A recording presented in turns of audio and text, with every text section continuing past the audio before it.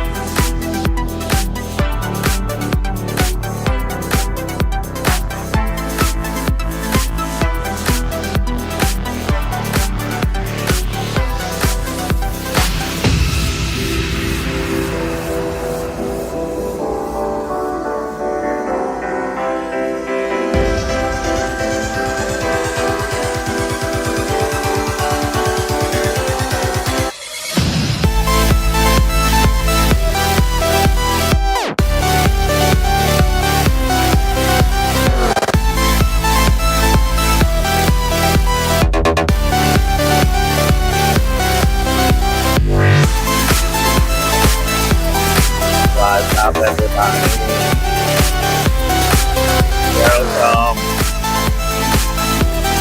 We love you all.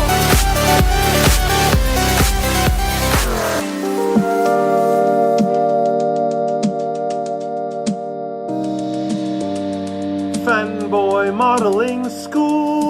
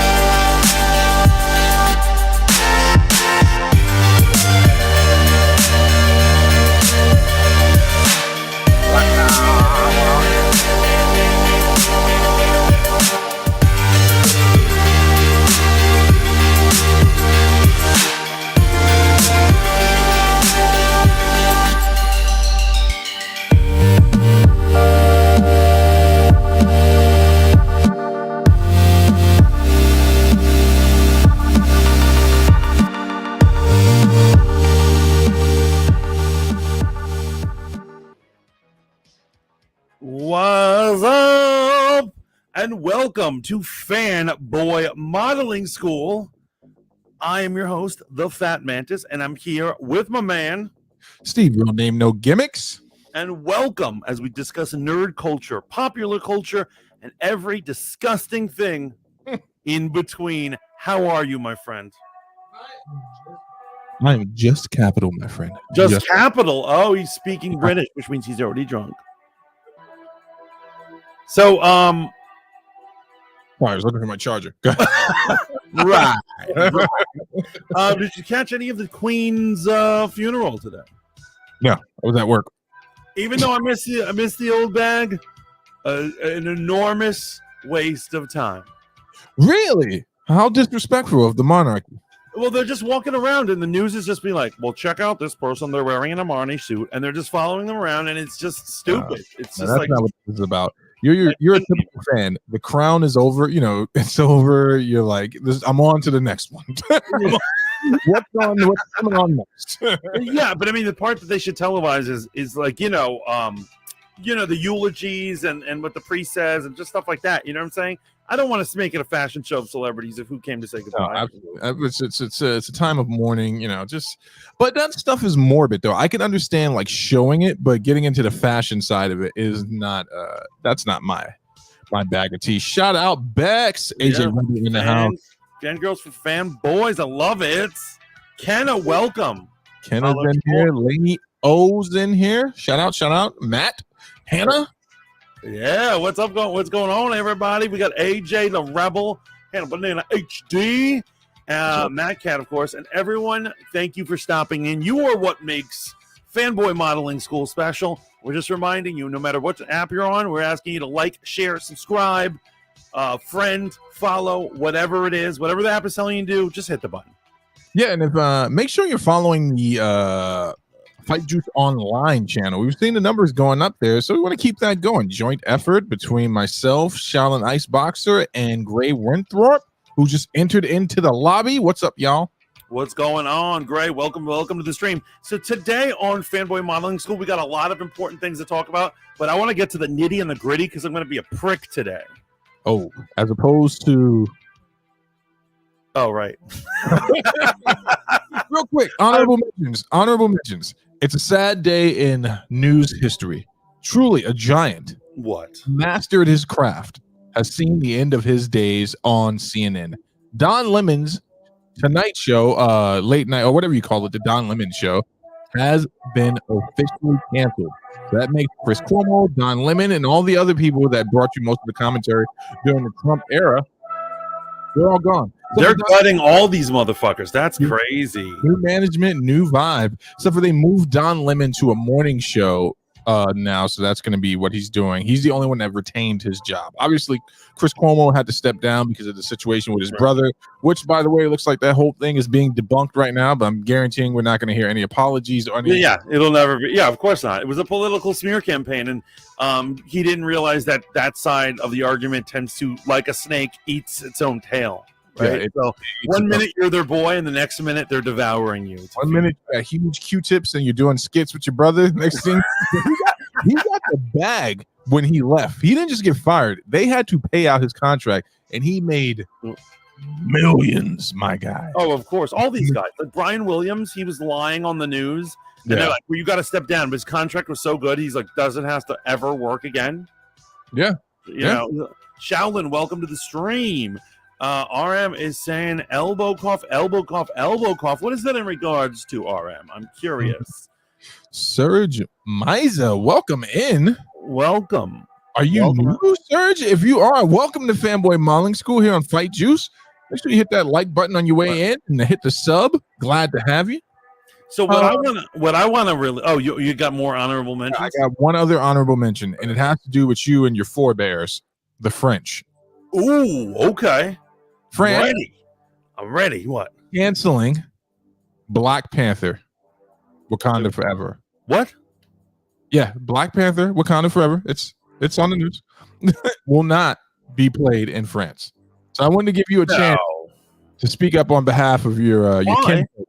Oh no, it's not anything insidious. It's because of the laws that they have with streaming services. So when a movie's released, they can't get it for streaming services up until a full 17 months later. So Disney is trying to figure out a way where their French fans aren't getting the short end of the staff, the shaft as it works. It's not coming in streaming, but it's coming in theaters. No, so it's not going to be in the theaters. It looks like they may be releasing it directly to streaming for the French. That's bizarre. That is bizarre. Yeah, but they're projected to make more money that way if they release it on demand, because your French people don't do shit. They're not contributing shit. Don't worry about that. Oh, Tim, what up, Tim? Yeah, what up, Tim? So any other honorable mentions? No. Okay, so a horrible, what I believe to be a vicious, unsubstantiated rumor has hit the interwebs, and I believe it is either an exaggeration or a lie perpetuated by bad faith actors in the YouTube community. Okay. I think YouTuber X is lying. Okay. Yeah, no, I think it is.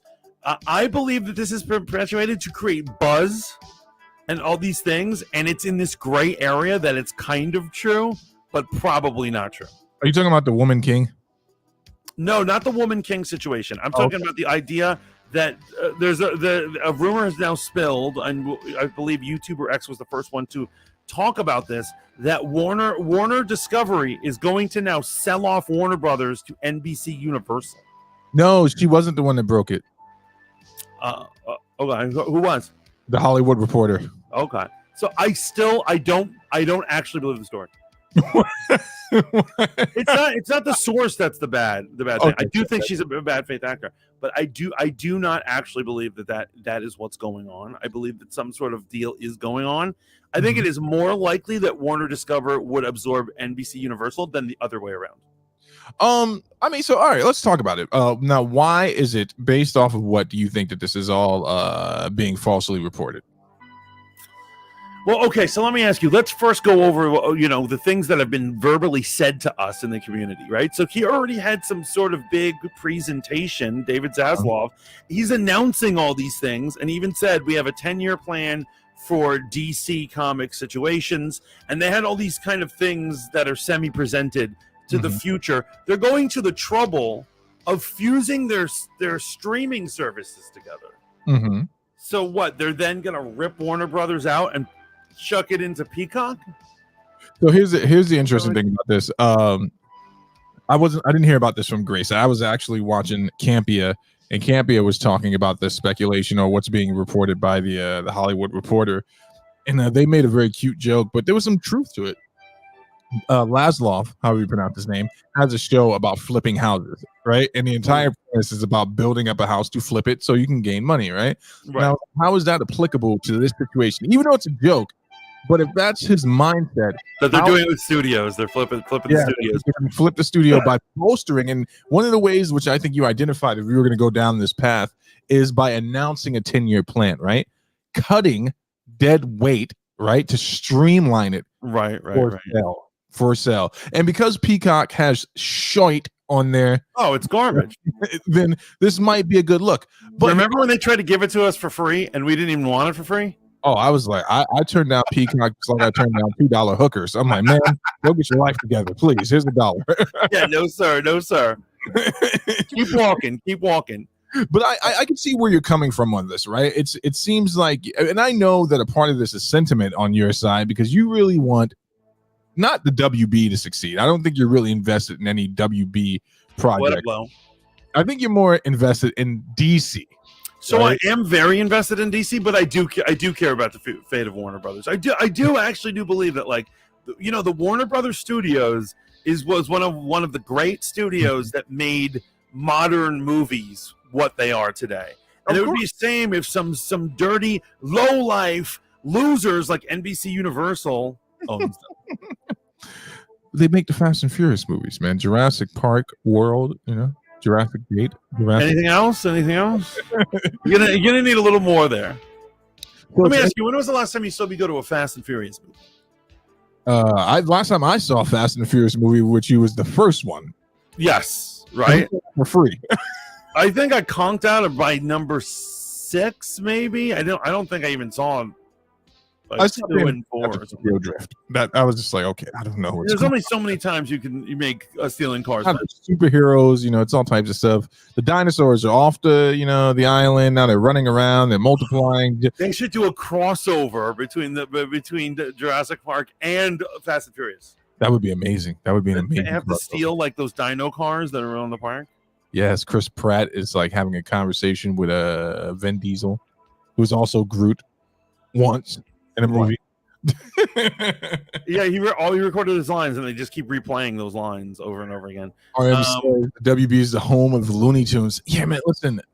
So there's an antitrust element to this, right? Because there's some legalities that happen with Discovery consuming Warner Brothers and then them potentially flipping it. So this deal has to be finalized, which I think there's still some stuff they're ironing out, like even with this, before they can even consider selling.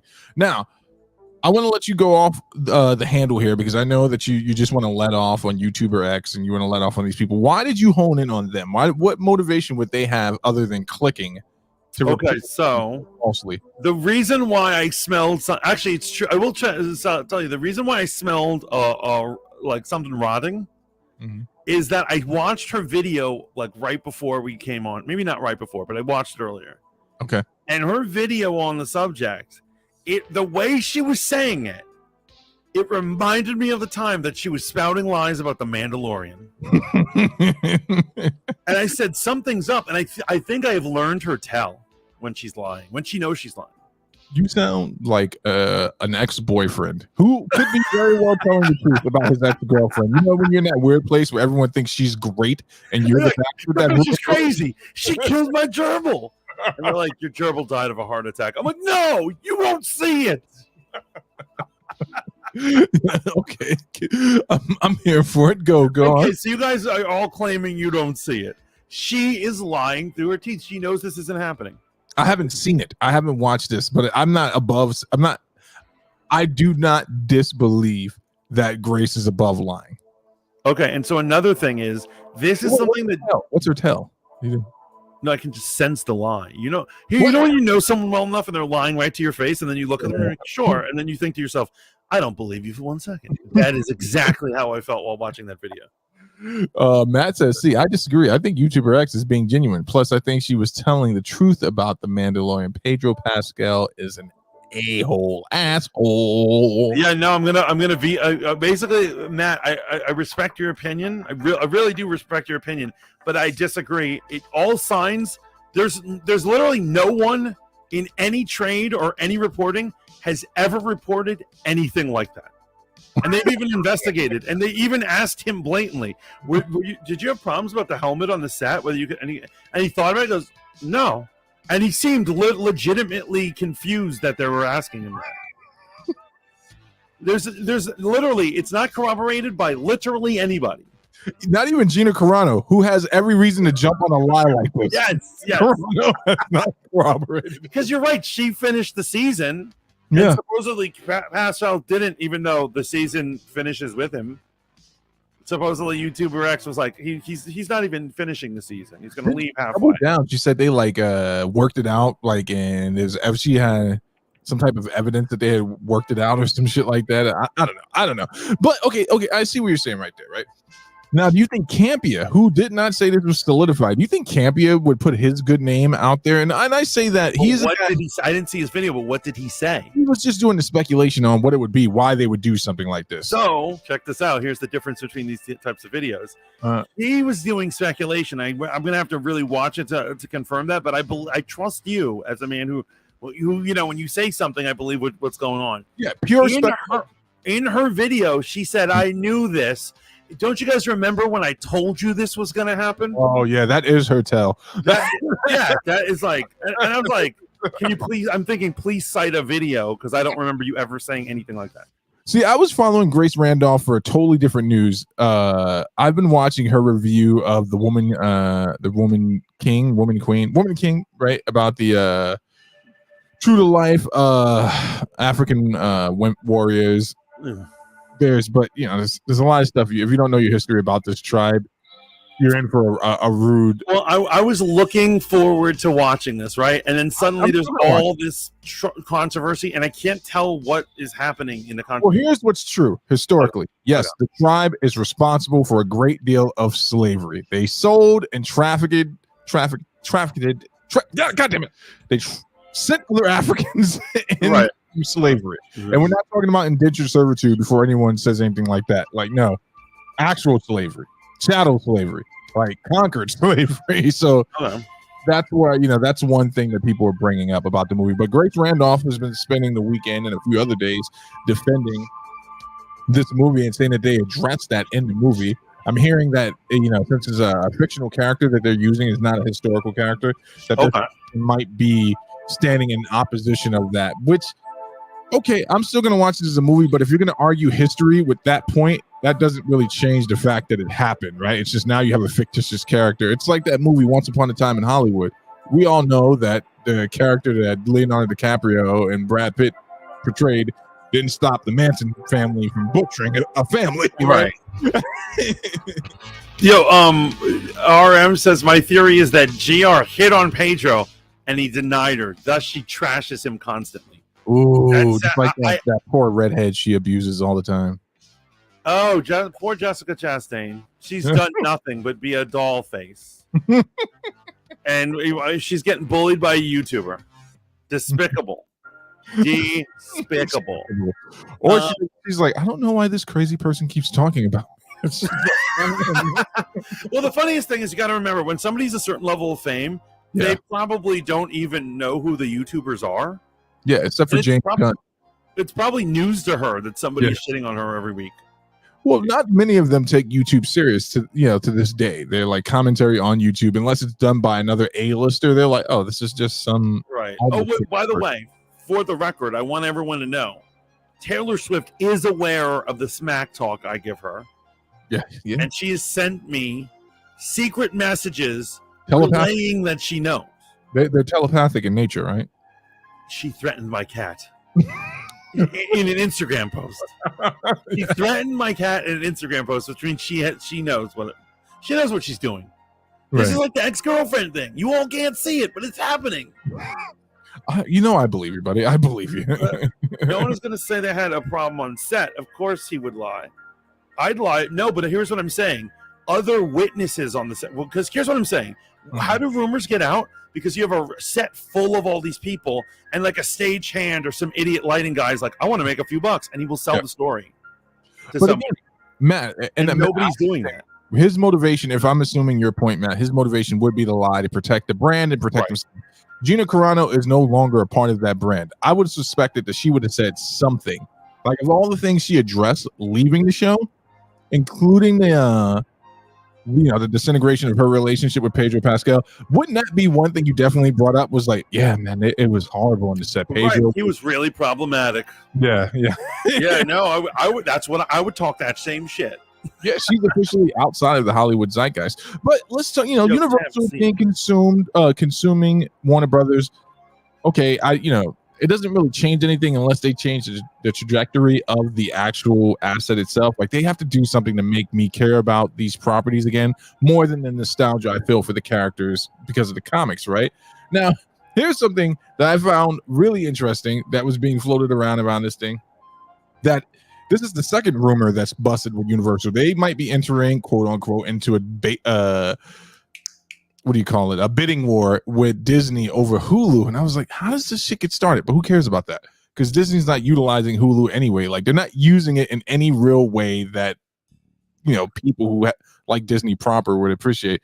But how great would it be if they jumped in to the bidding wars for Warner Brothers, right? A lot of people say this type of stuff can't happen. But hey, let me remind you of a situation with a rapper by the name of Jay-Z and Nas. You know these rappers, of course? I may have heard about them here and there.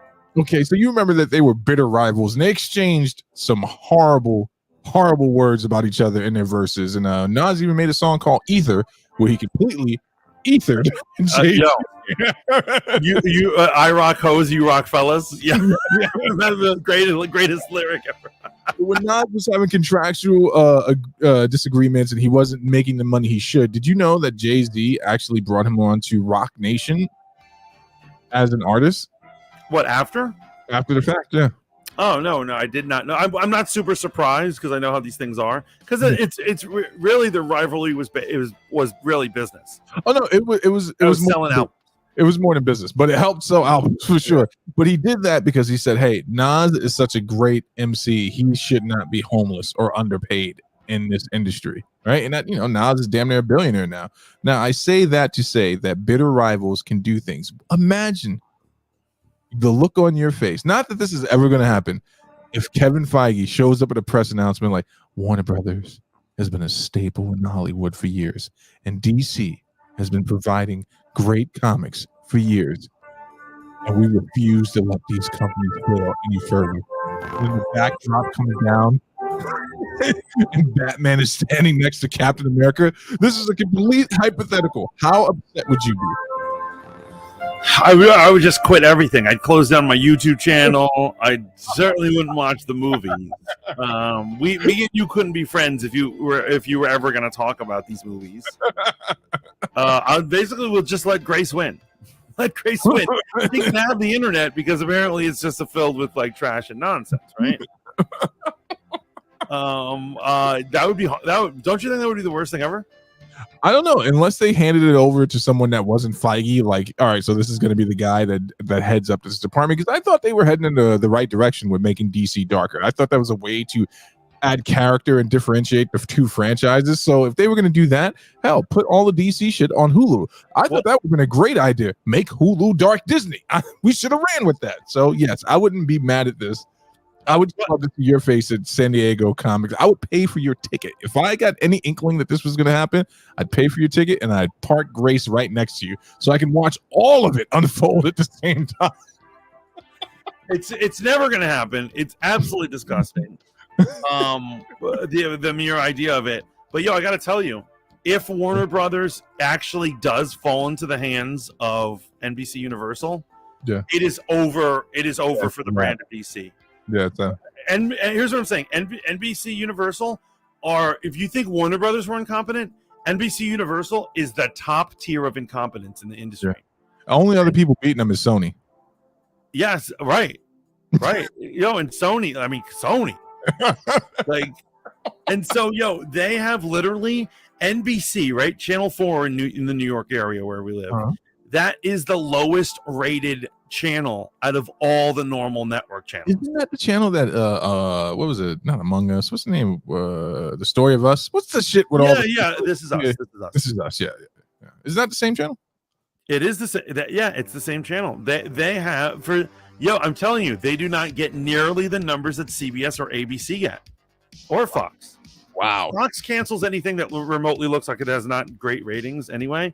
But what the point is that they incompetently ran that into basically the ground. Yeah. Like you said, you struggle to name franchises because they couldn't name franchises. They had a streaming service that was free. Mm-hmm. They couldn't give it away for free. Yeah. Right? And they're going to be in charge of making Warner Brothers great again. That you should be scared right now. You should go to bed and have a goddamn nightmare.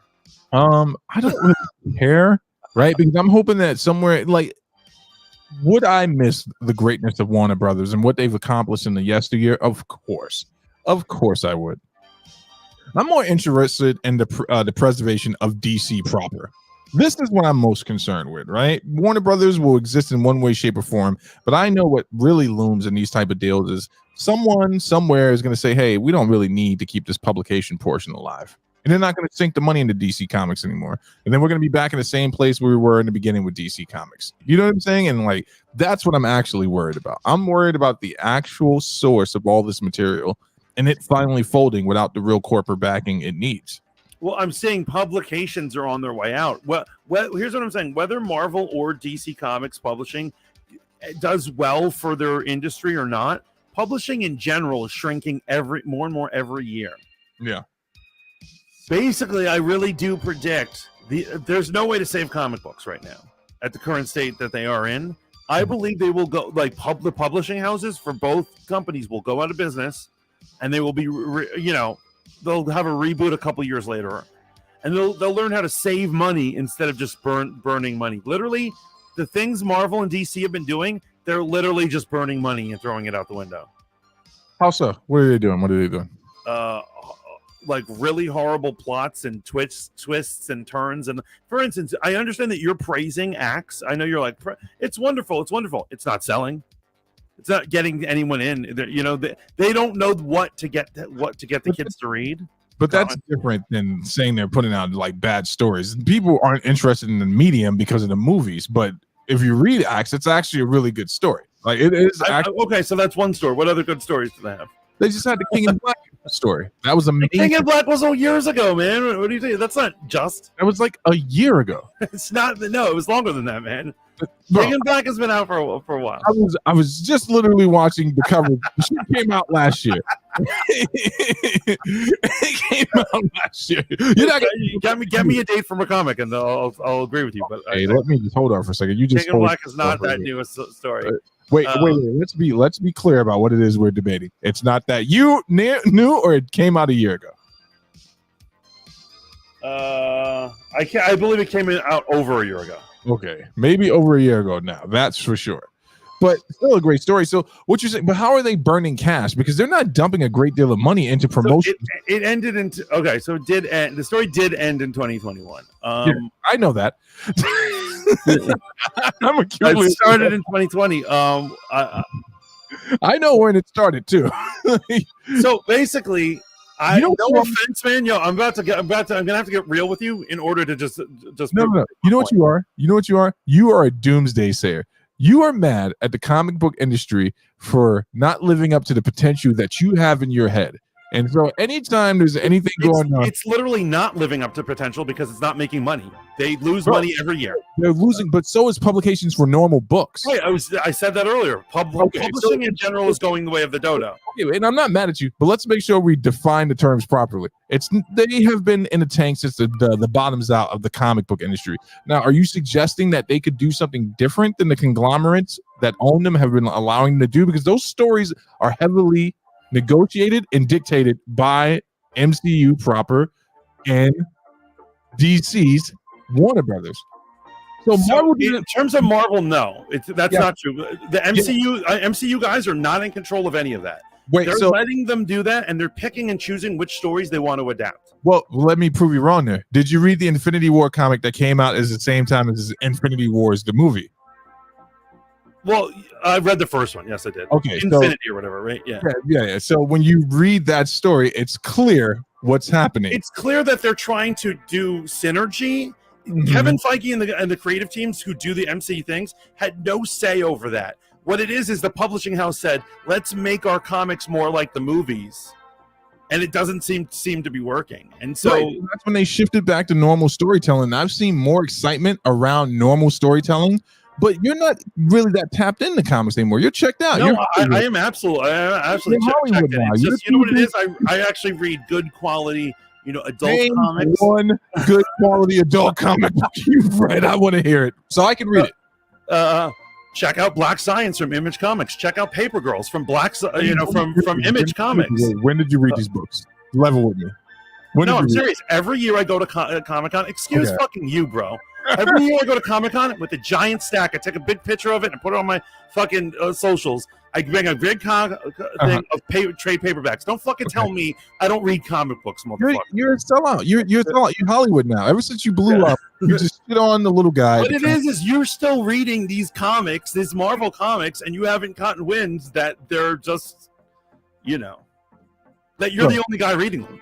No, I'm not the only guy. And here's the thing: the comic book casters that make millions off of covering it, these guys have a vested interest in shit on comic books. But even Blurred, Without Fear, Rob from Comics Explained, Comic Historian, you know what I'm saying? Fucking Grace Randolph, who doesn't like shit out of Marvel, they all agree that. Oh, go. I'm sorry. Finish with that. No, your deity, not your deity. I won't say that. That woman. I won't put her on you. They all agree that these have been good arcs. Now, I would agree with you. There is an issue with publication all around, but you can't just shit on an entire arc. Like, we know these were talented writers and artists. The War of the Realms was a wildly popular arc in Marvel Comics. Okay, so fact. War of the Realms. You say wild. What do you define as wildly? Let's get sales numbers right now. So it definitely it's not wildly. It's not wildly. What do you think wildly is? Oh, wait. They haven't had any wildly popular comics at all. Wildly popular with the people who are still reading it. It definitely sold 60,000 and up. Yo, my man. Here's what I'm saying.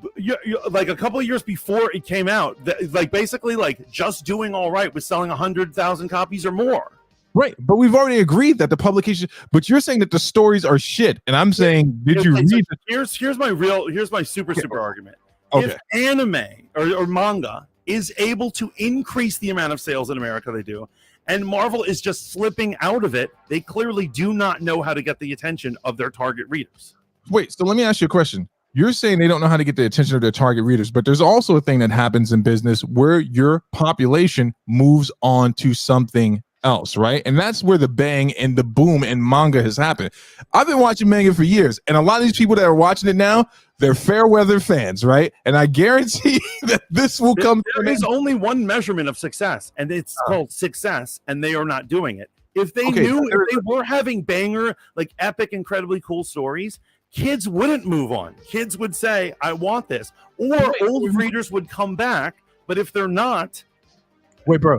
That doesn't track with entertainment. So let me ask you this question. So you can be unsuccessful at entertainment? You're we didn't sell tickets, but we're a success.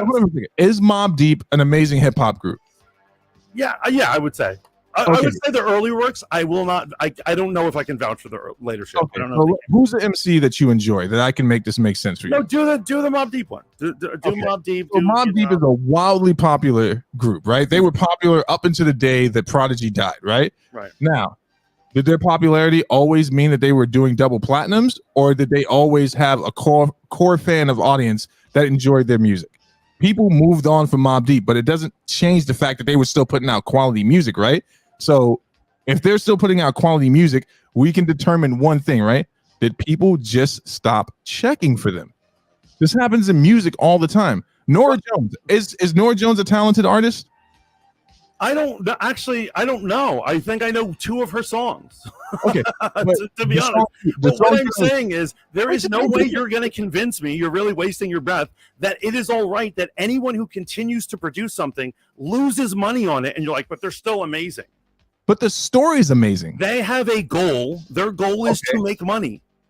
So what you're saying is, so these are 2 different arguments. So you would rather do what Star Wars did, right? You would rather put out a shit product, make billions off the shit product, and then on the back end of the. I'm saying it cannot be argued that something is incredibly awesome if it has alienated its fans and lost all its money. So can it then be argued that something could be wildly successful and still alienate its fans? Yeah. Okay, Yeah. that's my point. Here's what I'm saying. Star Wars is, if you track the movies, other than Solo or maybe one or two others, they are a success. No. Like, here's what I'm saying. People may say they're like, I hate the return, the rise of Skywalker, but it still made over $1 billion and did what it meant to do, make money. That's all their job is to do. You let it slip by what I said to you, because I said a criteria there. We can agree that they made billions of dollars, right? Right. Okay. Would you agree that also now all three of those movies are the most hated things by that community? Yeah, in hindsight. In hindsight, almost nearly directly. But I would never argue they're not a success, because guess what? Tomorrow's Andor, and every kid who says they hates modern Star Wars is going to tune into it because it successfully still drags people in. But they're a success. They're tuning. No, it's not a success. They're a success, and Marvel publishing is a failure. Fiscally, it's a success, but you want to conflate the two issues, and I get why you're doing that, but you can't take away from the talent of the actual writers. Now, if you say subjectively, you're arguing something subjective. The objectives come down to actual making money. That's what their job is to do. My brother, your original claim was they were releasing shit stories, and I'm asking you, have you read the stories? Because these are talented. That's all I'm asking. It's not even about a debate. I'm asking you, have you? So I'll give you an example of something that's shit. Everything happening in Spider-Man right now. I made a short on it right now. So they're like they're ripping off the Spider-Verse concept, and then they're like, you know what? We're gonna keep introducing a different Spider-Man that appeals to a different type of person. So they're like, we're gonna have an Asian Spider-Man, and we're gonna have a gay Spider-Man, and we're gonna have a trans Spider-Man, and we're gonna have, and they're just going on, and they're just creating mutations off of the original Spider-Man. I would argue that is not a good plot. And that's Spider-Man is one of the hard-hitting comics, brother. Spider-Man's been bad objectively for years, because people have had the same complaint from the original Spider-Verse comics. They had the same complaint with the Clone Saga in Spider-Man. This isn't a new term. You're talking about Clone Saga happened in the early 90s, bro. My brother, do something. Spider-Man has been a hard-hitting seller for all these years. We're talking about bad stories. The stories have been name bad. a modern story that here's what I'm saying. My argument is that all their modern stories suck. And you're I'm agreeing to counter that. Spider-Man has sucked for years. Maybe you were the last one to know it. No, I was the first one to know it. I jumped off Marvel's dick a long time ago because they make shit. Because here's the thing. You picked Spider-Man as a publication itself. Okay, Spider-Man has been bad for a while. We both just agreed on that, right? So we can also agree that there was a horrible run in X-Men. Why was that? Because Marvel was trying to starve out the Fox property. And I'm going to be real with you. I let your comments about X-Men go, but Hickman is not the greatest. He's not even close to the greatest writer of the X-Men. His Powers of X and Sword of X was all crap. Bro, your jealousy with Hickman because you can't let go of the Claremont era. Like that, I get that. They are not producing good work out there. If they produce good work, they will have success. That is period. Let me ask you a question. Has DC been producing great work? No, they're doing crap too. So they're doing crap too. No one's writing anything good out of DC and Marvel. Everything. Yes, because they are deranged and they're not trying to do good work. And my argument would be to stay within budget and actually make a profit from what they spend in terms of talent. Image Comics is pulling that off. Let me ask you this question in regards to their budget. Do you have access to their promotional budget right now? And what they let's just say I obviously do not have paperwork of motherfuckers. I don't have the writer things, but I know these motherfuckers are buying summer houses on books that don't sell. No, they're not. And you and I both are. Michael just makes a ridiculous amount of. I'm not gonna let you denigrate the people that we know that work in the comic book industry, because you and I both know that the illustrators and the writers we know make their money at Comic-Con. They make shit off those books. So don't give me that they're blowing their promotional budget bullshit. When's the last time you seen a fucking commercial for DC Comics? They need to rein in their spending if they're going to make their money back. On 60, you said sold 60,000 copies. 60,000 copies is literally nothing. I wipe my ass with more pieces of paper in a week This has been my favorite moment. This has been my favorite moment of the day. I was not feeling good, and now I'm fired up. This man said they need to rein in their fucking promoting, and I realized they probably get $20 and a fucking sandwich to promote their comics.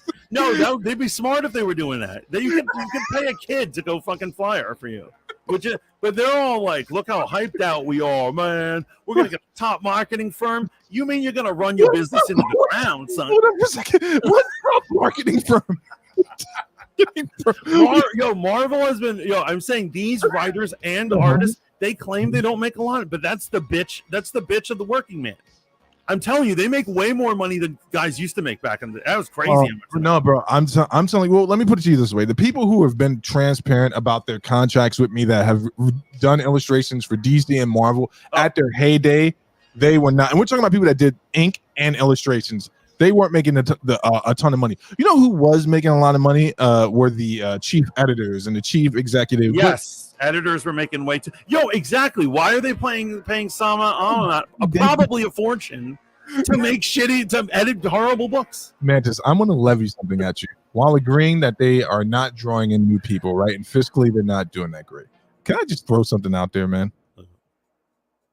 You hate the comic book industry for the way they've not recognized your genius for years. Look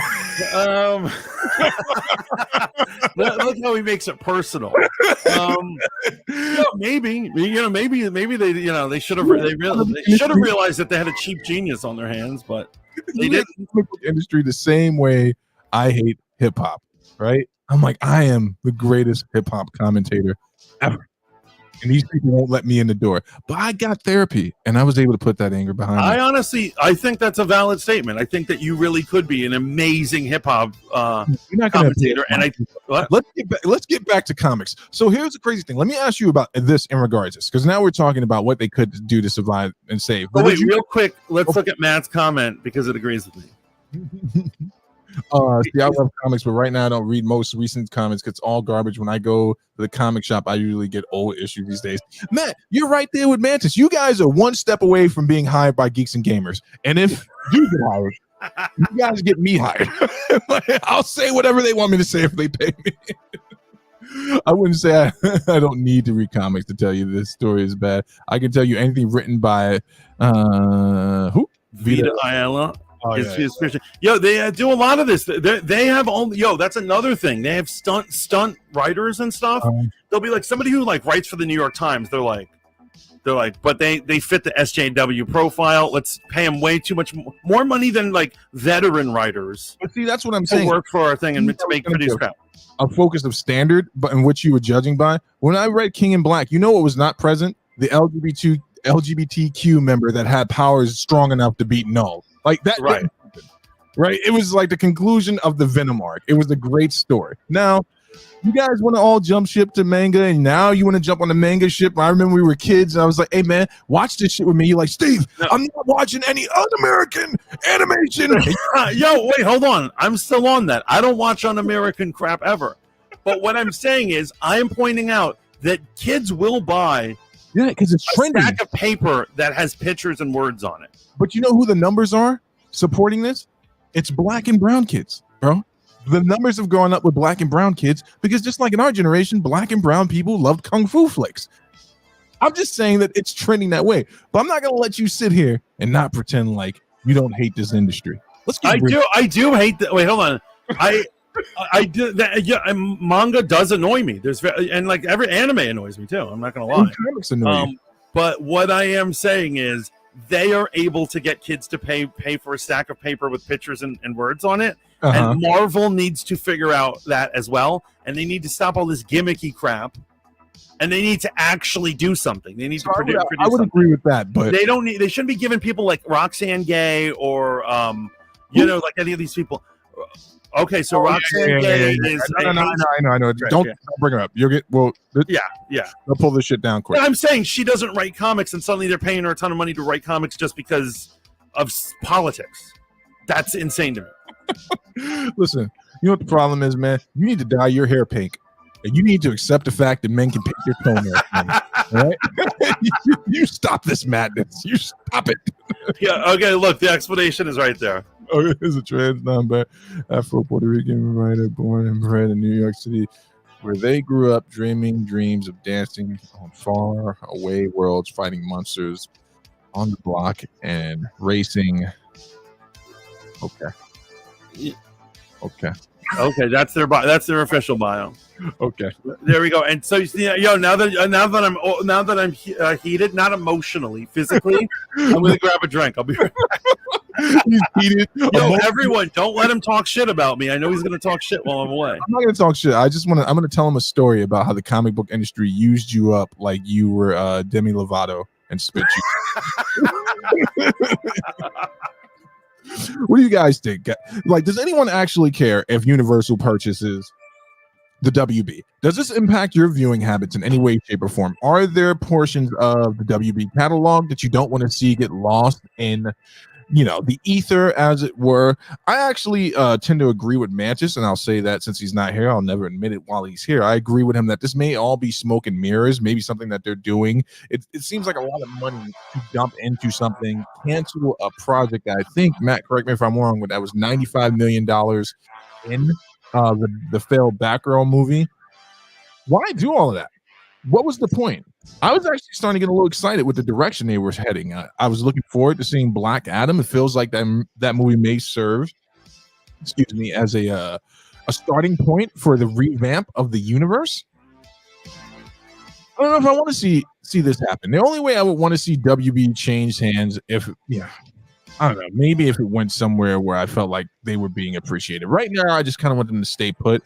Like I said earlier, Campia was reporting on this. He didn't weigh in the regards as to this was fact. Actually, the source for this was an article in the Hollywood Reporter, a trade that has typically and historically been accurate in their scoops. I mean, what motivation would the Hollywood Reporter have to lie about this? Unless it's just one of those things that got leaked to kind of get the interest going. I somewhat suspect that all the issues that Disney and Sony had with each other, that was information that was leaked to garner appreciation of Spider-Man in the MCU, and it worked. It absolutely worked. Another thing that sucks about Mantis, right? Have you got, buddy, hey, double fisting, huh? Drinking like Trump? Two hands on the gun. Labels. I don't want labels on them. I forgot to bring a cup up. He said no labels. It's 2022. Let the beer be what it want to be. But okay, so that was a fun, spirited conversation about comic books. I take it you finally admit you're wrong, sir. It was never about me being wrong. It was about you clarifying your points. You made a few points there where you might want to listen to this and say, "Oh, wait, I did make a broad, sweeping, Democrat-like statement." No, if I had said all comics are crap, that would be one thing. I just said, bro. The big two are producing crap. Listen, more crap than they're producing good. And said white men are predatory in nature and they're coming after your black. You're gonna get our channel shut down. Oh, you said white men. Oh, okay. Yeah, we're good. We're good. Moving on. Yo, were we gonna do? Were we gonna show the God of War trailer? No, let's not do it. It's a great trailer, but unless you plan on talking over it, I feel like people would probably want to see it. But check it out because it's absolutely amazing. I'm calling it now, man. And it's risky to do this, and I hate doing it. Game of the year already. The buzz around this game, the gameplay. Did you watch the trailer? I haven't. I was hoping to see it today. Let's do it. Let's do this. Yeah, well, I'll talk over it. I'll talk over you. What are you drinking tonight? Namarita. Like a real man. Like a lady. Whoa. When did it drop? When was the latest one? I'm sure the one you're looking at is the 6 days ago. Okay, that's the one. Laney, what's that word you dropped in the chat right there? And then you said, "What the F phone?" Yeah, it was like, oh, hemorrhage? Did she say hemorrhage? But did she mean to say hemorrhage? That's what I think. I'm reading it and I was like, I am such an uneducated, uncouth fool. RM says, "LO, I'm having a lime." I'll read out too. Oh, are you? That's what's up. Oh boy. Okay, wait. Okay, so You probably still write Chris Claremont letters like, "Dear Chris, I miss you." He's like, "God damn it, man." freaking genius. He's like, "Damn it, Mantis, I told you, stop sending me these emails." Don't worry, I'm gonna make a video. I'm gonna make a YouTube video. Everyone all keeps this. secrets. Explain shit. Look at this. Oh, look at this. This is looking kind of Sometimes it's the badass. only way to protect the ones we love. What? Kratos, Graphics are beautiful. as always, man. Yeah. Looks already like an epic I story. know you. Something Marvel could take notes from. God killer. If only Image had enough numbers. What is it you want from me? Is it a god of war you came to find? It's not quite Dark Souls. You don't really want war. Do you, Kratos? Right. So it's always All that blood on your hands? On your son's hands? Oh, this. Tell me. His son's I low. can't talk about it. So you're gonna travel around with like your kid, and he's your sidekick, and he's a little bitch, and you have to But you teach don't him. believe in any of it. No, that was the Still, I first game, and his son was a cheat in the first game. This game is trying to see out the prophecy of him being But low. that's not all that matters. It's like, it's What's weird. keeping you safe? I do not need you to protect I me. actually think this might be the grand finale. You sure about that? There we go. Pretender God! Look at his mouthpiece. For the old father! Death can have me when it earns me. Love it. Look at that cherry. See, the only thing that impresses me anymore is gameplay trailers. Yeah. Look at that. Look at that. Combo. That was starter level. It's getting to the point that literally anyone can make those In your cinematics. lifetime, Oh, has absolutely. anyone ever That's- worshipped The worst games have good cinematics. It's like, you? Ever prayed to you? Can you even imagine that kind of love? No. Here's the part that is coming up real Care quick. about anything I'm not going to beyond talk over it, but I just want you to enjoy it. Beyond a monster who kills This is the without Ragnarok we cause. deserve. I mean, where is it? Where is it? Fighting the Dark Elves again. Get your ass up here, boy. The way you should shoot any son. Right. There's a dad. Here we go. Look at this shit. that looks beautiful. No, keep it. Fate only binds you if you let it.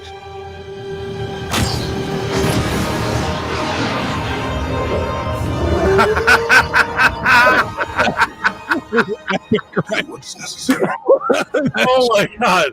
because it is written. It's like God of War put it out and just put it on the table like, enjoy this. Keeping up with the God of War. And all these fucking fighters. You see who that is? We Yeah, will make our own destiny. because he's gonna go. Basically, at this point, they're just having him go like every game to a different pantheon and just brutally murder them. We'll still the kill it. The first game, you find out how he got to the Norse area, and then the story of him and his son. They basically unravel his son's birthing, and then at the end of the game, spoiler alert, you find out the kid is Loki, and then there's a prophecy that Kratos is going to die. And so the first game, you never encountered Thor, right? You killed Thor's brother, and you killed two of Thor's sons, but you keep hearing about Thor and Odin. Thor shows up at the end of the game, and it's basically like, you look like a reasonable man. Are you a reasonable man, Kratos? It looks really good. It's epic, bro. It's epic. And so, are you gonna be streaming this on Fight Juice? That is my plan. Now, obviously, we have one gaming authority already on Fight Juice, so I'm going to work that out with that gaming authority. But it's just that would be one game that I would probably will cancel all other content for 3 weeks on the Hold Up TV. Oh Because wow! I'm gonna be focusing on this shit. I got interviews, some guy talking about he saved some people in Africa, he did some shit, and I was like, "Yo, God of War is coming out." Nowadays, everyone saves someone in Africa. Exactly. You shoot in any direction, it's going to land on someone who saved some poor kid in Africa. But video games only happen. Did you 200 play the times a first year. game? What? Did you play the first game? I mean, the last God of War game, the relaunch. I have not played a God of War game in years. So the one complaint that a lot of people had about it was so story heavy, and I was like, I don't see how that can be a real complaint if the story's good. At no point did the story drag. Actually, my thing that I disliked most about the game was the grinding portion. of it. Like I was grinding afterwards, trying to stay interested in doing side quests. And I just realized at this age, once I'm done with a game, who the fuck am I trying to prove something to? I don't need to max this character out. The last game I did that with, huh? You don't think that you're trying to prove it to yourself? No, I've given up on me. It's all about my kids now, bro. Everything is for my kids. Yo, side quests are all I live for at this point. Huh? Are you still playing Spider-Man doing side quests? You running around the city acting like a fool? Yeah, I'm basically I find side quests more fun than regular quests. Because you can pick and choose what you're gonna do this week. It depends on the game. And with God of War, man, a side quest can actually turn into like I have one Valkyrie left to kill before I face the main Valkyrie in the original game. And the Valkyrie I have to kill is in a portion of a world that has poisonous mist, and I have to run through this, and then it turns into a maze, which isn't the same every time you do it. I gotta kill things to get to the Valkyrie, have enough energy to fight her, and then do you think the mist goes away if you beat her? No. After you beat her, they pull a Metroid on you. Now you got to run back out the fucking maze. Before the place gets destroyed. I love it. Matt says, even I've saved people in Africa. There we exactly, go. Man. At what point, man? What point? I love God of War, and I'm super excited for this to come out. I'll be gaming again for sure. Laney, it's going to be a good time. Make sure you get an extra grip for your controller, because if you're like an intense gamer, you know how it is. You'll break the fucking thumb grips playing this game. But I'm super pumped from it. Obviously, Sony announced a bunch of things. They had a bunch. We had a bunch of game, non-Marvel or WB announcements that really kind of put the D23 experience to shame. Obviously, Nintendo Switch is dropping a new the sequel to Zelda Breath of the Wild. Not a game I was into. My wife purchased it, and I think she got into that it. is a beloved game. That is like, is it a really beloved game? People love that? Breath of the Wild, yeah. Did you play it? Yeah, I played it at Pena. I didn't play it in a significant thing, but I was over there, and like him and his girlfriend were super into it. And she like never plays games. Like she's like an Animal Crossing type of a girl. Oh man, that's a game I can't. That is an ungodly game, and I will not play it. Animal Crossing or any of that stuff. But why? It's heathenous. No, it's just fucking. It's like The Sims to me, but I understand why people need it and why they enjoy it. It's an escape from reality. You can run around, do something that's non-violent. Raise your. It's fun for people. It's just, man. I'm gonna take over. I want to take over your land. I want to come to your little island in Animal Crossing, kill your crops. Run off with all your shit, kill your Pokemon, whatever's going on there. So the new Zelda is called Tears of the Kingdom. Yes, that sounds amazing. The title alone. Yes, I need some sort of violent aspect to my games as well. So, I do feel you on this. Can I go on a rant for a second in regards? Read the comment. Yeah, please. So D23, the gaming portion. Maybe it was just me, and this is where I was guilty of a crime that I hate that other people do. I went in expecting some big reveals because of all the leaks, right? And now I walked away from it going, D23 should never do a game release expo ever again. Just let the companies or the developers do the breakdown, because they got this artificial guy up there talking about how excited he is about each game, and I'm like, yeah, but you didn't show us shit, right? You didn't show us shit. We don't have launch dates, and that turned out to be the theme for that entire thing. But at least Sony dropped their trailer, at least Nintendo dropped their trailer, like actual gameplay for these things. And that's talking about your fan base and understanding your fan base. You need to drop those quickly after the cinematic. Would you agree or no? Yeah, no, absolutely. Right. Yeah. Fucking shit. Now I'm all RM says Animal Crossing is like having a second job. Every day you got to clock in and get to work. I know. It does not seem like, it seems like responsibility in the place I don't want it the most, right? Just like The Sims. When you guys were doing that shit, I was like, what the fuck is going on here? No, I remember you used to hate on The Sims. We used to play The Sims at the Haven all the time, right? And you're like, one day, and you guys hadn't moved since the last time I left you. There were beer bottles everywhere. You hadn't changed your clothes, and I'm like, hey guys, let's go outside and get some air. And I'm following my Sims dream of becoming a roller coaster tycoon or whatever. That says I played Fortnite for 45 minutes 4 years ago. That's his extensive work on there. Oh man, you know who we need to bring down the mood of this right now? Shout out to Zach, the real curmudgeon. I would love to hear his thoughts on all the games we just talked about right now. That's bullshit. That's gonna be bullshit. Your life is bullshit. Well, yeah, he's gonna not like all of them, but not have major opinions. He's like, that's gonna suck, and you're like, why? He's like, because But you're going to be streaming. We've got a bunch of streams coming out for Fight Juice, right? Yes. We got a bunch of streams coming out for Fight Juice. I might as well jump on this and stream something. Stream again. I mean, it's time, right? I haven't had a game that I can stream and felt like streaming in quite some time, so I'm looking forward to it, man. And I really do think that the hardest thing about streaming God of War is going to be that I have to talk during it, right? I have to be engaging. The video's got to be worth watching. But why you just normally grunt through your games? Yeah. Yeah. Can't wait. So a game I was looking to stream would be, Cult of the Lamb. Oh, sounds stupid. Have you not heard of this game? So I don't know. What's it about? So you're a little cartoon lamb, and you get killed and you get resurrected by this guy who's like a false god, and he gives you psychic powers, and you have to go build a cult. And you have to gain cult members, and like you can sacrifice cult members, and you can have them assassinate each other and do like crazy stuff, and like you have to keep building a cult. Sounds like real life, real work to me. Sounds like you just joined Scientology, and now you know how much I love cults. Like cults are my jam. There you go. I'm already entertained for years. You're like a little lamb that gets killed, and then a false god comes. You can see how excited I am. Anyway, that's all I got for the God of War thing, man. I know that I am in a valley of my own. I'm hoping it doesn't get delayed. We got a release date. Seems like it's good. We're on this way. The only other game I'm looking forward to more than God of War is obviously going to be Spider-Man 2 proper on Sony. Oh, Hogwarts Legacy, man. What about Hogwarts Legacy? I'm not a big freaking Harry Potter guy, but the game is getting a lot of good early reviews, from people who've gotten a chance to sit down with it. So, wait, looks good. Are your kids into it? No. Harry Potter? My wife is a Harry Potter person. But your kid's not. No, we tried to put it on for them, and they were like, "What the?" Yo, what game were you talking about? Cult of the Lamb or Harry Potter Legacy? Cult of the Lamb. Oh, Cult of the Lamb. Yeah, it is a bugged out. As a matter of fact, let's see if I can find a trailer.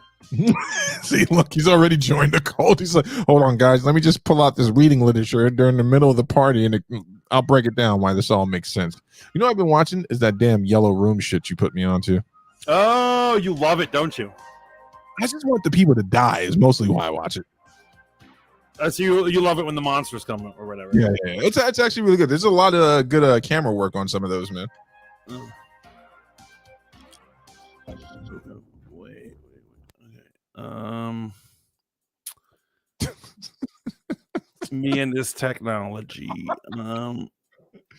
Guys, you haven't lived until you've tried to help Mantis troubleshoot some shit, and he curses you out, and then thanks you a minute later. It's like, shut the fuck up, you bugging idiot. Oh, I never thank you.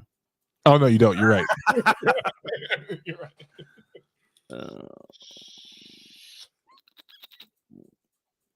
Okay, so here we go. I hope to show gameplay because the gameplay actually is a lot of fun. You make it bigger or no? No, that's just big.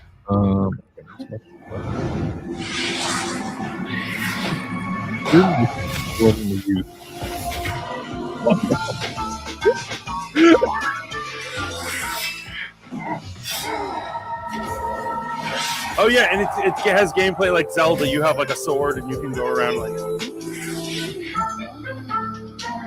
I imagine this is what it's like when you go to Comic-Con. This gameplay? What am I looking at?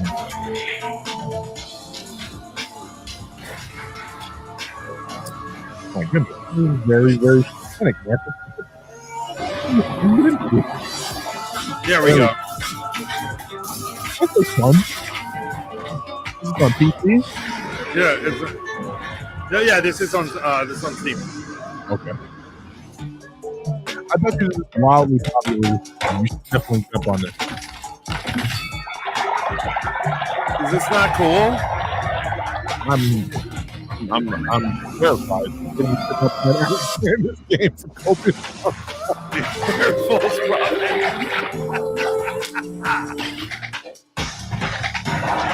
Oh, Because honestly, this will help me live through my my lost dream of being, I was always meant. I always feel like I was meant to be a cult leader. Yeah, you said that. You told me that before. I've never known how to process that, but when you love your friends, you just support them in their endeavors. Wait, what's hard to process about that? I don't understand. People usually evangelize the people they know first. So that means me, RM, Courtney. No, I would never condemn you guys to hell. Yeah, if we join, right? Yeah, that's what I'm saying. I wouldn't let you join. No, you're not gonna let us join your cult. I wouldn't let you into the cult. I'd take advantage of other people. You guys drive out to see you guys. I'd be like, I'm going on a holy pilgrimage. Drive out to see you guys, and you're my break from the cult. So you come spend your money from the cult with us, basically. Yes, exactly. I'm like, they all just paid their dues. Drinks on me. This is a great idea for you, man. Why have you not done a comic yet where you start your own cult in Connecticut? In Connecticut? Yeah, Connecticut's ripe for cult activity, man. I spend a lot of time there with what's her face, and I'm telling you right now, if there's any place where there's an evil cult like Skull and Bone shit, it's Connecticut, Westport, Connecticut, to be more exact. I'll keep that in mind when I'm looking to start my cult. Listen, Westport is so evil. That's the place that drove Zeus to think that we were trying to murder him when he famously ran off into the woods in Connecticut. That's the type of evil going on. Right. Yo, he says, I wouldn't join your cult, Mantis. I have a stronger mind than that. That's what everybody says. Until Mantis got you tied down, sacrificing you to the cult. You see what the non-believer's trying to do? You'd be Patty from the Guilty Remnant. I absolutely would be. Good. Yeah, you guys. I won't let you guys burn in hell. None of you. We're all going to show up to your cult meeting like that one guy from Mean Girls and start saying shit. I would drink anything you gave me, Mantis, especially if it was Kool-Aid. You mean you would? I assume you mean you wouldn't. But see, I've already got you. I already got you in my web. Yeah. Other things on entertainment. So we talked about video games. We talked about comic books. We talked about comic books. So obviously, Matt, this is your chance to start hating on me again. I know for a fact I am one of 500 people that share this opinion, but we're way in the minority. So I'm with it.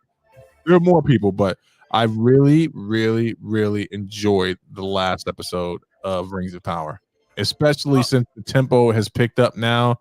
We see the corruption. Spoiler alert: we see the corruption of Numenor already full swing. I'm calling it now. Halbrand is not Sauron, but he definitely might turn out to be the king that was the Oath Breakers. And I wanted to ask Matt about that because I know that's going to piss Matt off to the end. But you remember who the Oath Breakers are, right? Remember those green sons of bitches at the end of Two Towers in the beginning of the Return of the King? Oh, right, the ghosts and stuff. Yeah, so those guys are they were from the Southlands, and they reestablished their kingdom and they broke their oath. So I think Halbrand is actually that guy. But did you watch this last episode? And you're asking Matt or all of us? No, I'm asking Matt. I'm talking to Matt specifically about that, but I'm asking you, did you watch this Oh, yeah, I did. I just put out my review and whatever. So I'm actually on the opposite side.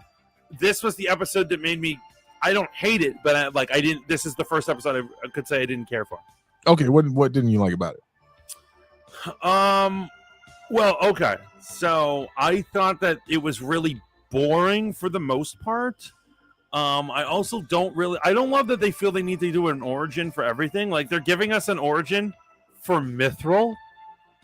Like, come on, we don't need an origin for Mithril. Mithril's a big deal in the economy, and it's a big deal, but it's also just an ore. We don't need to see a story about how they it's not just an ore. One of the rings of power, Galadriel's. Oh, I got it. Her ring is actually made out of that. Even if it's an important metal, we don't need an origin to it. It's a metal. You are the king of origin stories. You're a whore for I don't need origins. We're talking to a guy who saw every new Spider-Man incarnation. Here's what I'm saying. An origin to a ring makes sense. Right. You build a ring or a sword or something. But you're talking about an ore? Come on, man. It's just an ore. Can I spin it for you? This is why the dwarves delved so greedily into the mines, right? I think you're just a super fan. That is what's going on. I think this is revealing. I loved how in depth they talked about the ore and mining the ore. For 1 second, it was literally a scene. No, they're like fawning over it. They're like, look at it. Wow, look at this. Oh my god, he literally showed it to him. He was like, "This is what it's about." But you know what's my new catchphrase now? I want to get back to your hate. Strong. That's a recipe for strong gravy. That's funny though. I actually like her as a character. I love that character. I love that. Yeah, character. I think she's really good. She's really good. It's funny, people really try to hate on her. All her scenes so are great. endearing, right? What? She's so endearing. There's something really that's so lovable about her. She seems like she'd be a great wife, and Yeah. she's loyal to her man. I like how she was lying for him and stuff. But like, I gotta say, like, come on, man. Let me ask you a question. What's the origin of iron? Huh? What's the origin of iron? How did people discover iron? Well, that's one of my favorite topics that I learned in school, man. Leaving the Bronze Age into the Metal Age, and the iron. Nobody knows the origin of iron because it's just an ore that you mine. That's because you went to fucking LaGuardia, and instead of paying attention when you were supposed to, you were thinking about fucking. Who cares about the metal, man? Listen to me. I'm not going to take any shit from the Glee Club. All right, you guys have been paying attention to this shit. Galadriel's fight scene was trash. I agree. That was so silly. That was completely silly. I like I stated earlier. Okay. We're running this for Lainey. Yeah, sorry, Lainey. Yeah, we've already crossed into spoiler territory. Sorry about that. Okay. Well, you didn't enjoy it. I'm sure your video is going to be scathing. Thought this was. I actually thought the tempo was picking up. I really enjoyed. Here's one thing that I like the last 15 minutes though. There was a really dark moment with Adar, right? And Matt, I don't know if you noticed this too. So you remember the elves tried to do their little revolt in the previous episode, and I think this might be the most violent thing we've ever seen attached to any Lord of the Rings. So Adar, at the end of the episode, an elf comes up and they say, "We found it." Won't say what they found, so we won't completely ruin it for Lainey.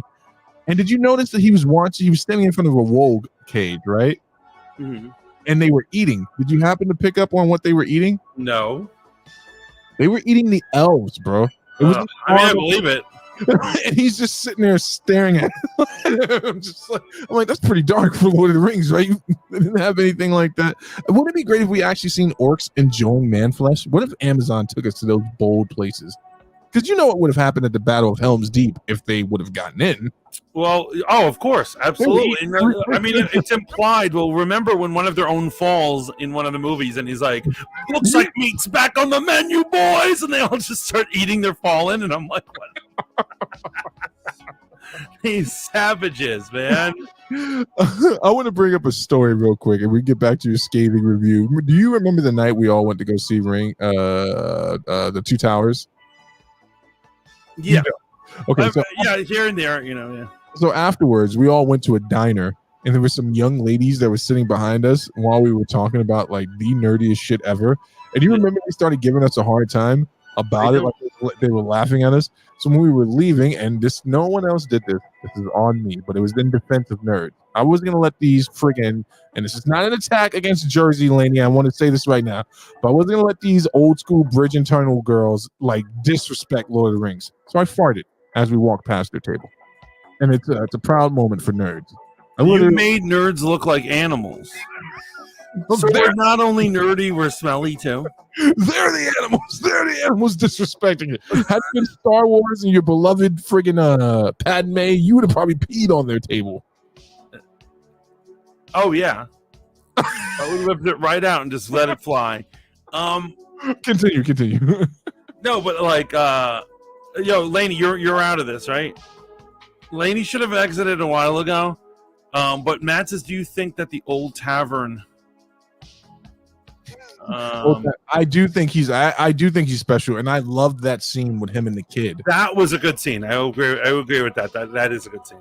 You didn't like the elf escaping and saving the kid from the I did. No, I did. Here's what I'm saying. That stuff was happening toward the end. Okay. And so the end of the episode was better, but like basically it's like I'm at this point where like I can't stand Galadriel. She's just so one note. She's so annoying. Right. And then I just thought there was like a lot of boring stuff. I gotta say, it's funny. Elrond's my favorite character. I love it. I think his thing was mostly like boring. I actually like the dwarf and his father. I thought that was endearing. That was beautiful. That was a beautiful scene. That was a really heartwarming.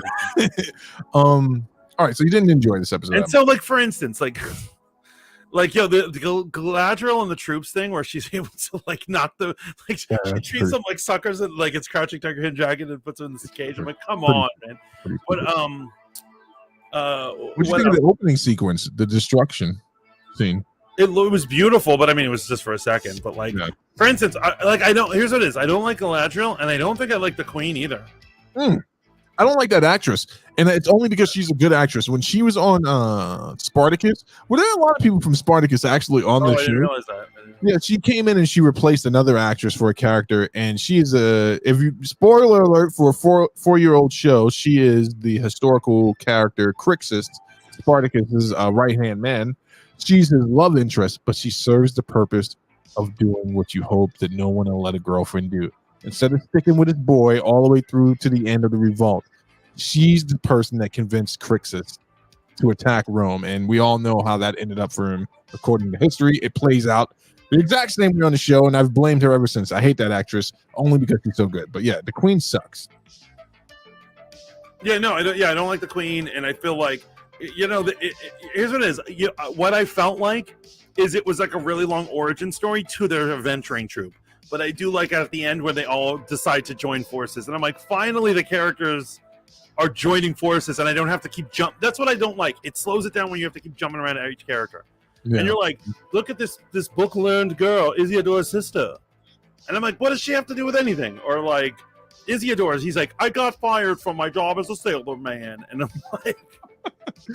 She's so there was a commentator, heavy spoilers, shout out to heavy spoilers. Anytime someone with an accent makes fun of some shit, he literally is like, and yet we're talking about another made-up character, and then he puts up Khaled, another one. Like, he's so funny. He's funny.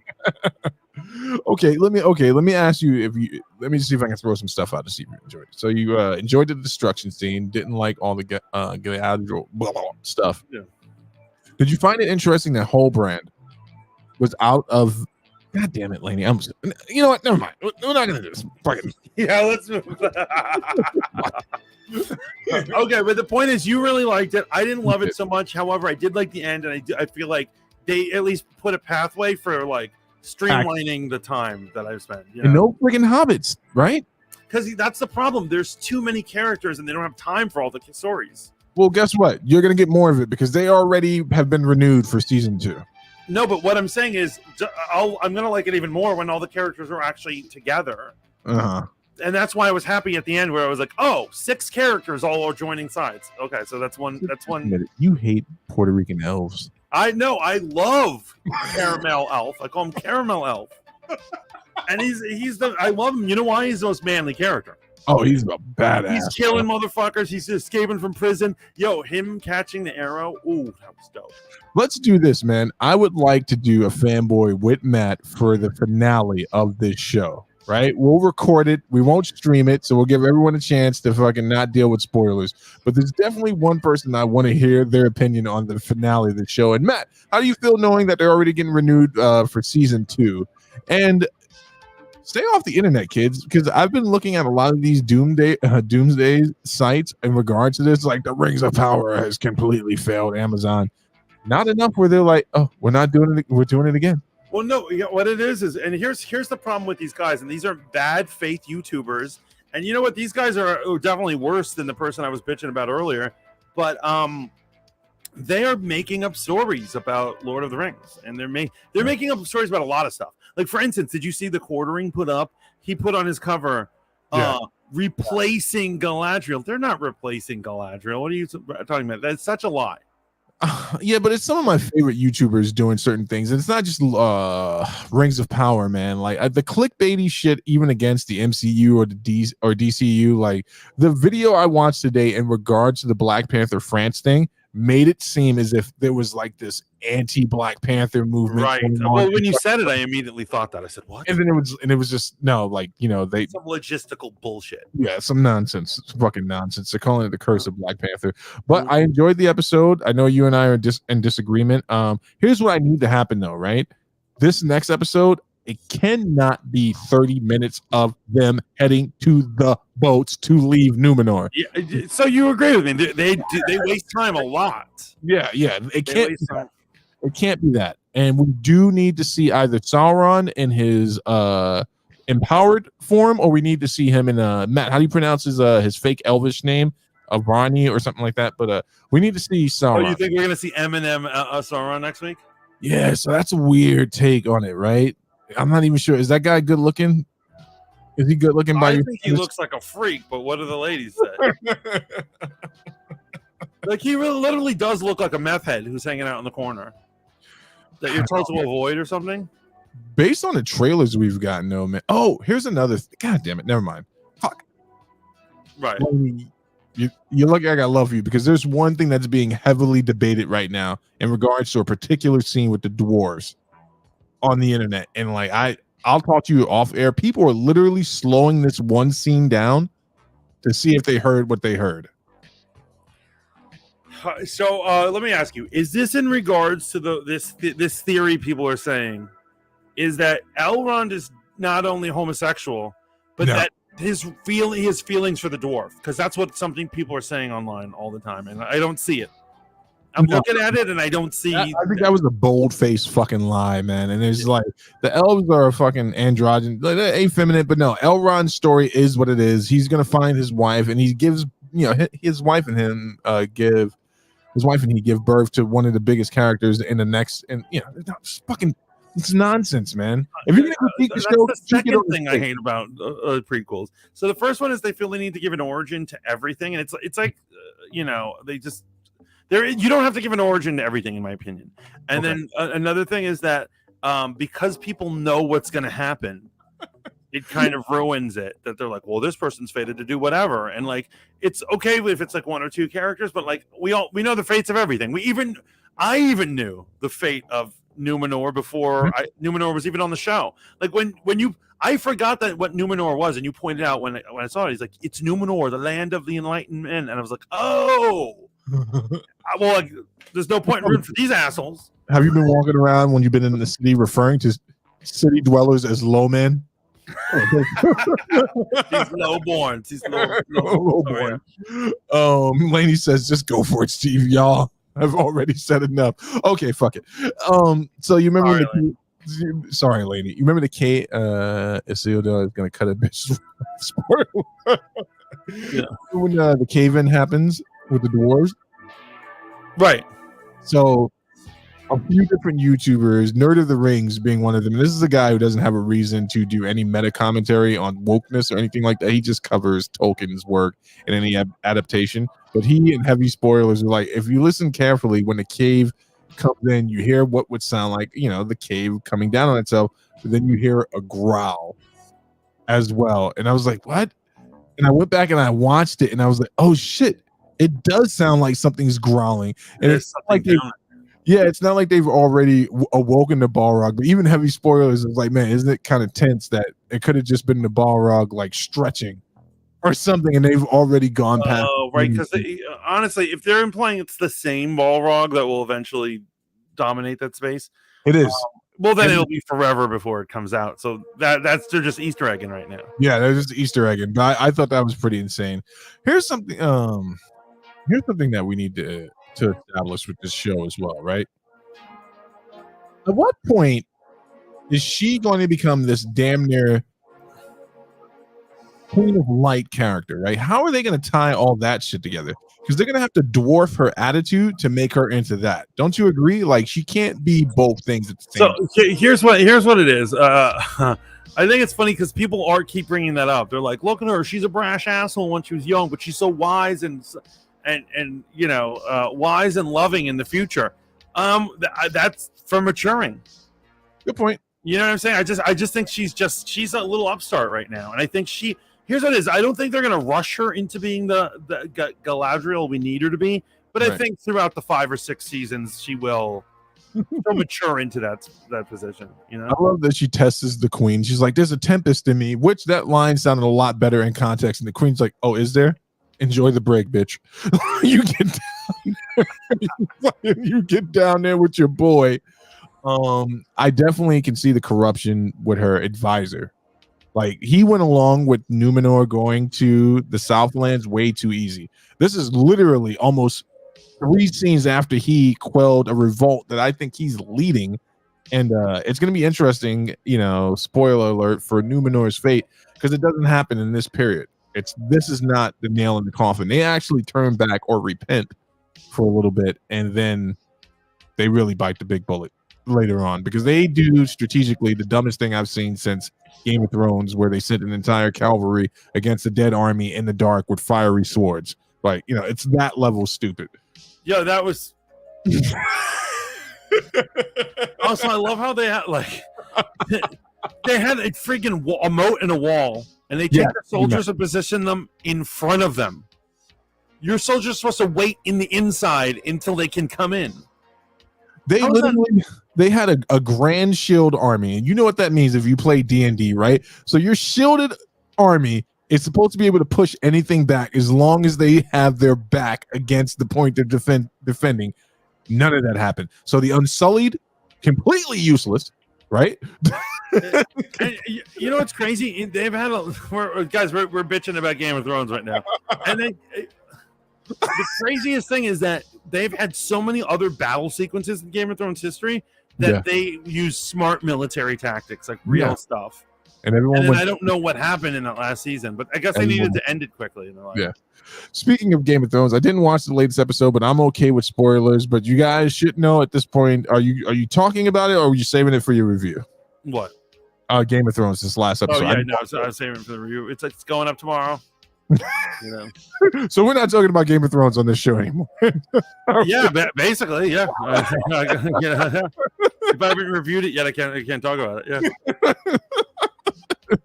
Yeah. Deprive Fight Juice of an opportunity to go back and forth. I don't step on my own content.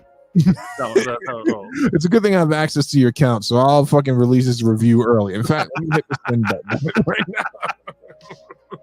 All right, what else we got? Well, I mean, so let's talk about general craziness going on in the entertainment world. Like, for instance, you heard that She-Hulk didn't even make it in the top 10 on her opening week. Ratings. Doesn't surprise me. I mean, I guess I'm not that surprised, but like, what are they gonna do with this whole She-Hulk situation? They're willing to take an L for the Kang Dynasty and Secret Wars. And I'm sorry that you don't agree with that, but it's what they did with the Infinity Saga. Any saga that includes Thor, the Dark World, or remember, Thor: The Dark World may have been horrible, but it was just 2 hours. You're in and out. You're like, and then you could forget about it. I'll watch the entire MCU verse again, and I'll just skip that and Iron Man 2. I'm good. I'd probably skip Iron Man 2 and 3. Yeah. That works. That works for me. But the whole thing is like, I just don't understand. I mean, it's just been a really disappointing. I was gonna say phase this time around, and I just don't know what Marvel's doing, man. And here's the thing, man. They don't care if you know what they're doing, right? And that's the thing. Same thing with Star Wars. They don't care about that either. But at a certain point, they should care about the quality of what they're putting out. Now, if I was in charge of the She-Hulk project, I probably would have just made this a 2-hour miniseries, right? I would have made it a 2-hour miniseries, get it out the way, get the origin story out the way, and that be that, right? I'm not as excited as the rest of you guys to see Daredevil jump in, but I am excited about Daredevil. I didn't care. Wait, why aren't you excited to see Daredevil? No, I'm excited to see Daredevil. I just don't care if he shows up in She-Hulk, right? I don't care which thing. You just want to see him in whatever. And like, my relationship to this shit is different. Now, what I do want to see Daredevil in is I want to see how he's going to relate to the Echo show, which I'm actually kind of interested in. I like Echo, the character in the comics. I like street level people, so I'm interested in that. Him making his appearance in She-Hulk means less to me than when he made his appearance in Spider-Man, because there was a reason. What I think people are actually excited of, it's not that it's in She-Hulk, it's that we're finally getting him in an actual MCU production, confirming his existence. They just want it to be solidified. It's solidified, bro. It's coming. Fuck coming. We want to see it right now. Yeah. Matt agrees. Thor 2, Iron Man 2, and Iron Man 3. Yeah, they're all like skippable. Funny, Captain America, like none of them are skippable. I like the first Captain America. I saw it in the theaters, and at first I didn't really care. I didn't like it back then. I didn't hate it, but I didn't think it was great. But in hindsight, it's good. But hey, man, I got to go see it in fucking Burbank at the AMC in Burbank, and you have not lived if you haven't been to California to see a movie at Burbank, AMC in Burbank, and the ArcLight. This is a fucking movie experience. I've heard about the legend of this theater. It's so fucking good, man. It's so fucking amazing. I don't give a fuck about She-Hulk. I've been enjoying it. I didn't watch this episode just because I don't have time to watch that shit. But I've been enjoying it thus far for what it is. The point is that you're bored enough that you're tired of it, and you're like, I could watch it, I could not. No. It's I got kids, right? So when I want to watch something, I want to watch it, right? And when you got 3 monsters standing there ready to skin you, if you don't fucking play with them, like I got to pick my battles. You've met my kids; they get violent quick. You know what I'm saying? Old man, you think you're watching the show? We don't want to watch this shit. Now that's interesting. Only one of them is interested in She-Hulk, and it's Mathis of all people. And he's just like, Hulk? And I had to explain to him that this was She-Hulk, so we had a conversation about gender and all that stuff. And he just looked at me and he was like, Hulk? And I was like, yes, Hulk. He said Hulk, and you're like, well, here's the thing. And then you explain the long thing, and he just goes, Hulk. And you just said, yeah, why not? I was like, but if Uncle Matt or Uncle Mantis were here, they would say, not Hulk. Not Hulk. Very much not Hulk. Still no action in the show, I heard. Still no fight scene proper. I feel, to be honest, it's probably because I'm delirious because I haven't been exhausted. I've not slept all weekend. But I'm going to say this. I think it might be just that I'm delirious, but like, I feel like in terms of like Marvel and like entertainment, not entertainment. I feel entertainment's back. I'm loving House of the Dragon. I love Lord of the Rings. Like I'm happy that I have all these shows. We're about to have Andor, which we should talk about early reviews of that too. Okay. With Marvel, this last wave of Marvel, this phase 4, I feel like I'm dreaming, and this is all a nightmare. And maybe not even a nightmare, just an unpleasant dream. So before we move on to Andor, let's just do a quick inventory of what we've enjoyed about Phase 4 and what we've disliked. Real quick. Don't even have to go deep. So, WandaVision, yay or nay? Yay. Yay. Okay. Winter Soldier, Falcon and Winter Soldier. Yay, but not enthusiastic. Okay. Shang-Chi. Same. Not enthusiastic, but decent. I enjoyed it. Could have been better, for sure. Doctor Strange Multiverse of Madness. Yay. Moon Knight. It's a flaccid yeah. What else did we get a premiere for? We had not WandaVision, Black Widow, Eternals, Thor. Was there another show? Oh, Loki. Yeah, Loki was good. I really enjoyed Loki, man. I had a great time. I was surprised how much I actually liked it. So Spider-Man. Boom. Yeah. But sometimes I don't want to Marvel. Sometimes I don't want to count Spider-Man because it's like Spider-Man's on the same level as Avengers. And I was having this debate with someone else. I was like, every Spider-Man movie that's existed in the MCU for Spider-Man fans and for MCU fans is as big as an Avenger film. And just think about when they have strategically released these movies. Right after fucking Civil War, right after Endgame, and then right before, setting off the multiverse saga. So it's grand and epic. That's why I don't think Phase 4 has been horrible. There have just been some very noticeable misses. And right now we're still dying a slow death with She-Hulk. Yeah, She-Hulk is getting worse as it goes along. And so one of the things that saved me in the first episode was that here's what it is. When She-Hulk is She-Hulk next to the Hulk, they look good. But when she's next to real people, it's garbage. Yeah. It's really, really bad. And I think sometimes it seems like it's getting worse. I just want to say, meta commentary. For all my feminist friends, you should have learned from She-Hulk that the guy that is reading your favorite feminist book is only trying to have sex with you. Of course. Do women not know that? I don't think some of them know. Some of them know. All right, let's get to Andor. Grace Randolph does not like it. She did an interview with the entire, not the entire cast, but key players from the cast. Some She people did not enjoy it. She even referenced it being kind of like slow, and it was going to be hard for her to cover it if this is what it's going to be. And then she even said, she's like, I don't know, is Star Wars is getting boring because can it even keep making shows and movies like this? Yes, Which is which is what? Finish your thought. It's indicative of the type of human that she is. And that she, look, I guess Star Wars just isn't her thing, and she doesn't understand Star Wars. Yeah, and that's why that only people who don't understand Star Wars would make that comment.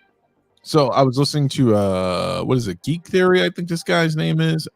He's the one that does he does a joint stream with your boy, the Star Wars Theory, or the one that cried on Right. So I think it's Nerd Theory. No, it's, you know what I'm talking about, the kid with the glasses. Yeah, glasses, black hair. Yeah, so he did a reaction to early reviews of it, and I think that he can be very fair and balanced. He doesn't really have a vested interest in any culture war or anything like that. He's just a nerd. And he read the detractors and he read the positives, and it seems like the positives made some very good points and the detractors made some good points. But people all agree that this is a real departure from what we know as Star Wars, and it gets you kind of back to that Rogue One era. A lot of people were saying that this is the darkest, most adult Star Wars. That's multiple reviewers across the board. Yeah. Somebody said that the sex scene was like, they felt they were in Game of Thrones, which I'm like, I'm interested because can Disney even do? I don't even believe Disney could do that. That sounds like an exaggeration. Listen, they added it to the friggin' program, right? My kids can't even watch that stuff once we turn parental controls on. So that's the direction they're going in, right? They got Deadpool on there, Deadpool 1 and 2. But if they can get that dark in Star Wars, why didn't they make Boba Fett that dark? Because they didn't want to. It's just nonsense. I don't think they thought that Boba Fett needed to be dark, but I think that that's the direction it has to go in after your tribe gets slaughtered, right? There's only one direction. He's lived his life as a notorious criminal, so yeah, he's a murderer. He's and he wants to make peace. He's just like, I don't know if we should use violence. I'm like, you've used violence your entire life. Like, what's the problem? You really had a beef with that show. That was horrible. Show. I'm gonna watch Andor, man. I enjoyed Rogue One. I just don't know how much more of this I can handle.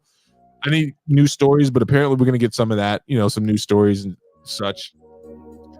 When's it premiere? Tomorrow morning or? So what will be Wednesday morning? So that's Wednesday. She-Hulk's Thursdays, right? So. Yeah, we're gonna get it Wednesday morning. That's good. So I'm glad the shows are premiering earlier because I feel like all the shows were in the later part of the week. Yeah. But like, I'm interested in this new adult Star Wars that they speak of. Like this could be the future. Here's what I mean. At this point, anything coming out of Disney, I do not like put my eggs in their basket. I'm just like, I'm kind of excited. I basically don't let myself get too excited. They've disappointed me too many times. Man, I love you, bro, man. But it's you are a real reviewer. I'm just a commentator when it comes to this type of stuff. But the pain and anguish in your face sometimes when we're talking about this stuff, and I just know I like it makes me seem like a noob. But like I love these things. It's just like I understand that there are going to be ups and downs. But when it comes to Star Wars, I'm particularly passionate about one thing. When it's good. I'm like, God damn, that was good, man. Like I was watching Mandalorian. I'm like, fucking good. Mando. You know what? That trailer. That's still Mando. That trailer. That's gonna but then it just reminds me of where it ends. I'm filled with dread because I know where these stories are leading to. Well, we still got a couple of seasons. Don't worry. No. They're not going to retcon that shit. So everything still leads to the same conclusion, and it's not a story, man. You know what I would like to see them do? What, you're saying it's future that's 30 years away? I mean, enjoy it while it's That's here. how bad those movies were, bro. It's so bad that I saw them in Anaheim AMC. Yo, my brother, I've got news for you. The end of everyone's story is death. because that's how all living beings are. It's always a sad ending. No, on a no, long no, enough no, time no, frame, no. there's a sad enough ending. No. There was nothing sad as in it intrinsically invoked an emotion like, oh my goodness, this was so great. It's the end of an era. No, I was like, oh my goodness, this was like getting herpes right at the finishing line, Oh, right? seeing the old timers, their dreams get crushed and everything they fought for is meaningless.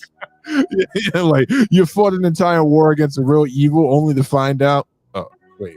It just came back. There's nothing you could do about it. And like, oh, I wasted my life. Like that's what Luke. That's why Luke went there. He was like, oh, I wasted my life. Great. Oh, yeah, that's good. Got my hand chopped off of this shit. That's the thing. Greenlit.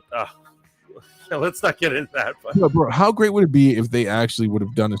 So you haven't played Fallen Order yet, but there's a Jedi that runs to Dathomir, and he's just basically running around this planet Dathomir after the purge of all the witches and stuff.